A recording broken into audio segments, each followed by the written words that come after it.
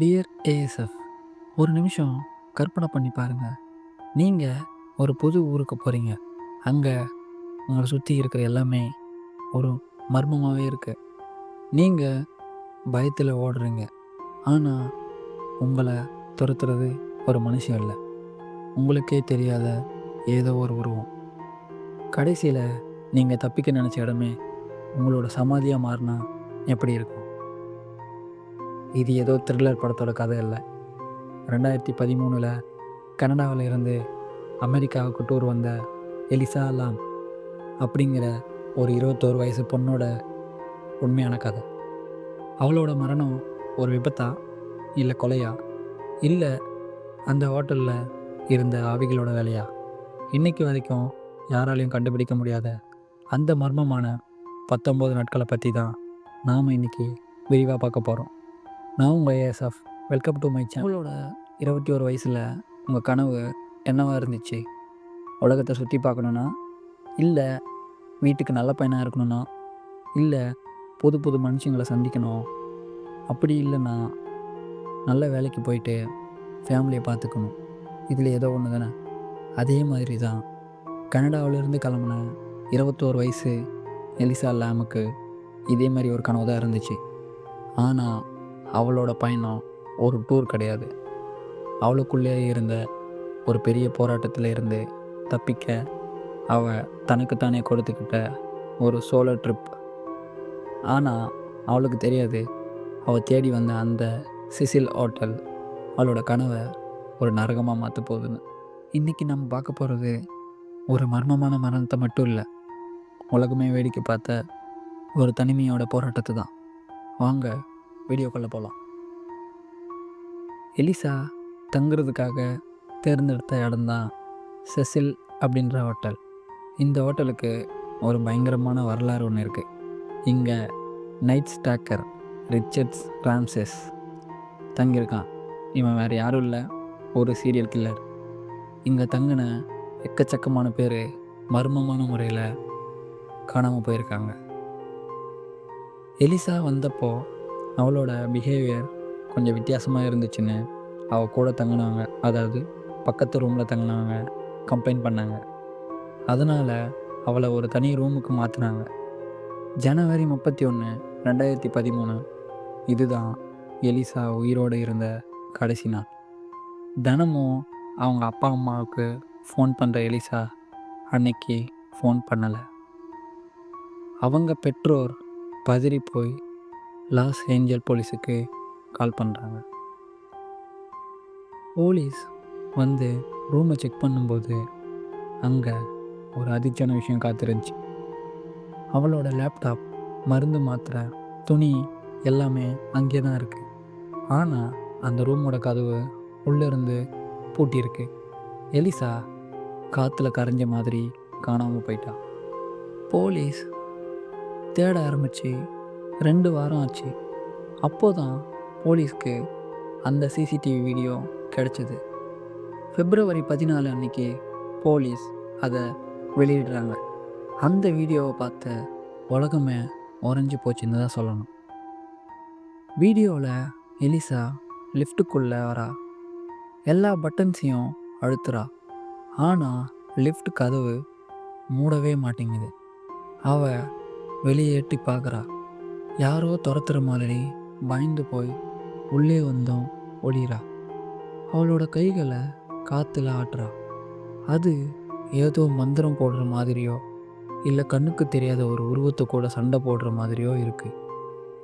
இதை பார்த்த மக்கள் லிஃப்ட்டு வெளியே ஏதோ ஆவிதான் இருக்குன்னு, அதுதான் அவளை மிரட்டுதுன்னு சொன்னாங்க. ஆனால் நிஜம் வேற.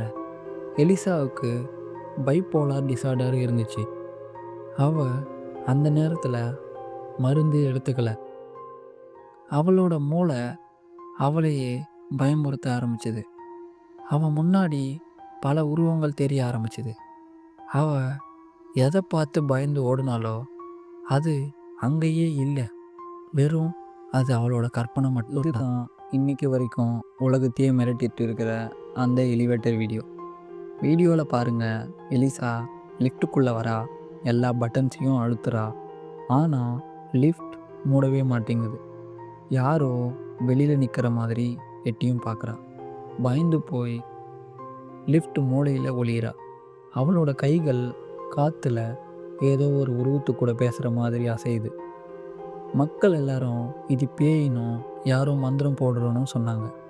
ஆனால் உண்மை என்னன்னா, எலிசாவுக்கு பைபோலார் டிசார்டர்ன்ற ஒரு நோய் இருந்துச்சு.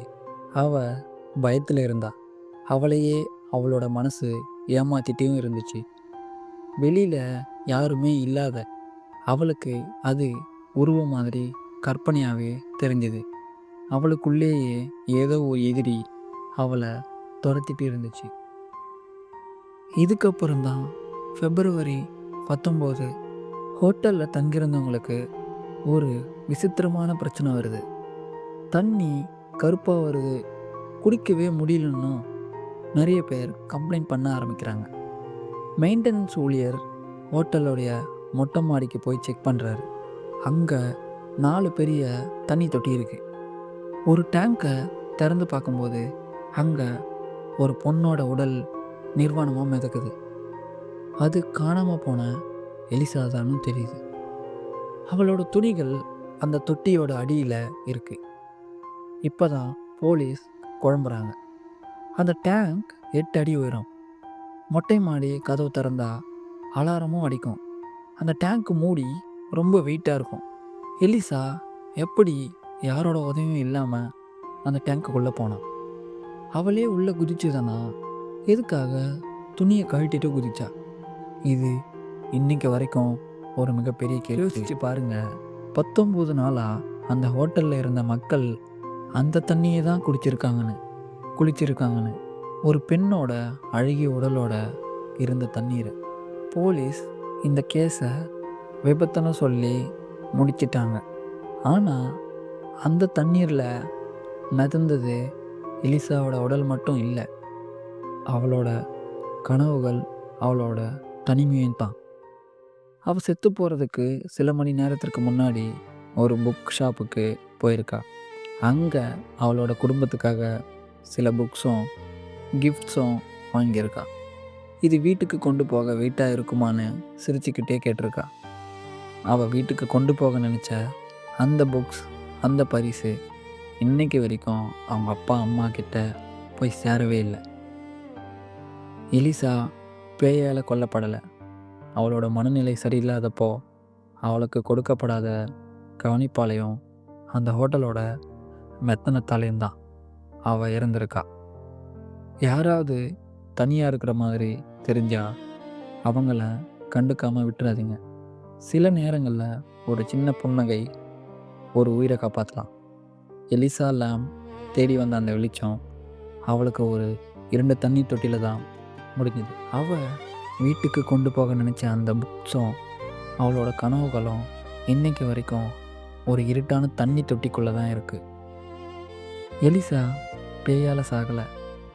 அவளோட தனிமையாலையும் அவளுக்கு தேவைப்பட்ட அந்த ஒரு சின்ன உதவியாலும் தான் இறந்துருக்கா.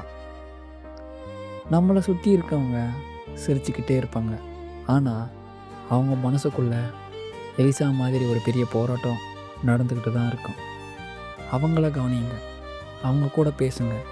ஒருவேளை நீங்கள் பேசுகிற அந்த ஒரு வார்த்தை எலிசா மாதிரி இன்னொரு உயிரையும் காப்பாற்றலாம். இந்த மர்மமான மரணத்தை பற்றி நீங்கள் என்ன நினைக்கிறீங்க? இது விபத்தா இல்லை சதியா? கமெண்ட்டில் சொல்லுங்கள்.